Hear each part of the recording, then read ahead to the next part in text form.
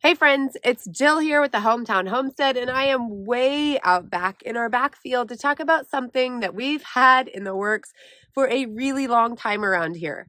We first got started in the process of going solar like a year ago, and some things fell through with the first company that we had, and we ended up taking a break from that.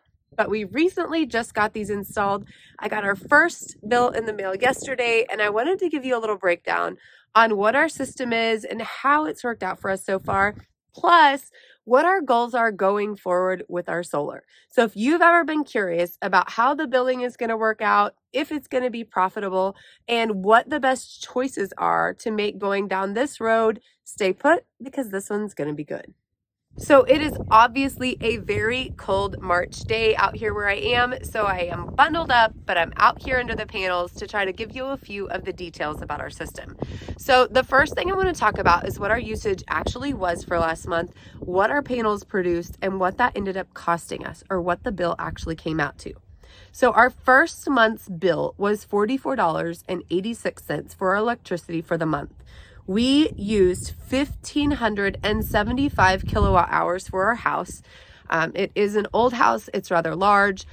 So we do have pretty high usage most typically during this time of the year. Our panel production was 1,470 kilowatt hours, which equated to a 96% drop in our actual usage because we were billed for 105 kilowatt hours. Now, one thing to note here is that our panels weren't actually projected to produce as much as we needed until well into the summer. So the fact that we're so close in our first bill was actually really amazing. The other thing of importance is that our panels weren't actually turned on the first day of our billing cycle. They were turned on the second day of our billing cycle. So it was around 30 to 35 hours without any panel production at all being activated. With that said, I really think we would have got through this entire month without needing to pull any power from the grid if we would have had that extra day. We've actually been amazed with how our production has been, even in the times and the days when it's actually a little bit cloudy. So it's been really impressive to see those numbers. And I will take you up and show you what the meter looks like and how to read it in just a bit, because it's not the most easy thing and it had us confused for quite a while. Now, what we have are ground mounted panels. We looked at putting them up on our roof, but with our house being over 100 years old, it has some trees around it that are equally old, and I wasn't willing to take them down or top them off or do anything to those beautiful, huge old trees to get the power up on our roof. Plus, we were worried about down the road needing to do repairs to the roof or even having screws go through. And I know that works out for some, but we were able to put them on some land back here behind our house. And we did have to spend some extra money on getting the wiring all the way up to the front because this is a little bit of a walk. But for us, it was worth it to make sure that they were out of the way and not going to be impacting our roof or the trees around us. Our system itself is 80 panels. It's two different 40 panel systems like what you see behind us, and the output of that is 18.56 kilowatt hours, or that's the size of the system that we purchased. We can sell back our extra to our actual energy company for a little over 2 cents per kilowatt hour. So this isn't something that like we're going to get rich on by any means, but we're just trying to stop trading them in dollars and start trading them in kilowatt hours, because they can change the price of those energy rates all they want. But if we're trading kilowatt hour for kilowatt hour, we're actually at a huge advantage over paying them in dollars and cents. On the subject of money, there are some federal tax credits that actually help to cover some of the costs of putting in a system like this. Right now, the rebate is set at 30%. That was recently upped slightly from 26%, I believe, but it is 30% for any systems going in right now for the foreseeable future. So if this is something that you're interested in, definitely get it going while you can get the 30% back in your actual tax credit. This is not a rebate, so make sure you know that. You are only going to get this credited off taxes that you already owe. But for us, that's a huge help as my husband is actually self-employed. So this is a big bonus for us. Now, when it comes to the actual cost itself, our goal was to take our average utility bill and be able to keep the cost of the panels or the monthly payment of the panels under that amount. And we were definitely able to do that. So we can pay ahead if we like.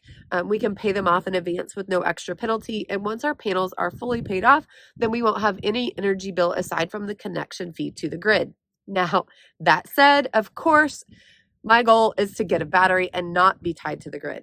We had 4 hours on Friday where we had no power here locally for about 5 surrounding towns. It was a huge outage, and it really stressed to me the importance of being able to have a little more independence from the power supply and the grid itself. Down the road, and we actually have talked about that here recently, we definitely plan to get a battery, and we would love to disconnect and not pay the $20 connection fee. But we'll see how that goes once we actually have our battery system in place and we're able to make that leap. One other thing to note is that we actually had some leftover gravel that we had them go ahead and put below our panels with some plastic underneath in order to keep all the weeds down, to keep management of the panel system easier than having to mow under and weed eat around all the panels themselves. I definitely recommend that if you have something available, or look into it if you're just considering it, because having that weed barrier will be really, really helpful back here, as nobody's going to want to come back here and weed eat in or around or mow under our panels. One other thing I did want to mention is that the company that first quoted us our panels quoted us 3 different sizes of systems, and this is actually kind of in line with what they suggested as the middle size system. Our production back here has actually been better than anybody anticipated, and we're super glad that deal ended up following through, because we were able to go with Sigma Solar here locally and save over 20 grand from what that first company originally quoted us. So if you do live in Southwest Missouri and you're looking for some panels, definitely give my guys at Sigma Solar a shot, because they were able to put this up for us and have been awesome with their customer service. So again, shout out to them. I'll put their link down below, so if you have any questions, you can give them a call and they'd be happy to give you a quote. Now let's head on up front and I will show you what the meter looks like and how to read it, in case you have some of the similar questions that we have once you get your panels started. The way the meter works is it shows what's being delivered to the grid from our system, as well as what we are receiving back inside the house for our usage. That little arrow that's pointing out to the left right now is showing you that we are actually producing power right now instead of receiving it back. That arrow switches and comes back in the opposite direction at times when we are actually not producing and we are pulling from the grid actively. This trend should continue for the foreseeable future, since we're heading into the spring and summer months. I don't think we'll owe anything more than our connection fee until the fall comes around and our days start to get shorter. But we'll see how that turns out as time goes on. So if solar is something that you've been considering for a while, definitely take another look and see what you can get going. Because if you can start trading in kilowatt hours instead of dollars and cents with the electric company, you're going to be well ahead going into this next season, where we don't know how high those rates are going to go. If you're curious about following along and seeing how our bills continue through the summer and into this winter and fall, definitely subscribe, because I'd love to keep you updated on how things are going with our little solar project. And once we get that battery, I will be sure to let you know, because I cannot wait to get a little more sustainable and a little less on the grid around our house. Thanks for stopping by, and have a great day, friends.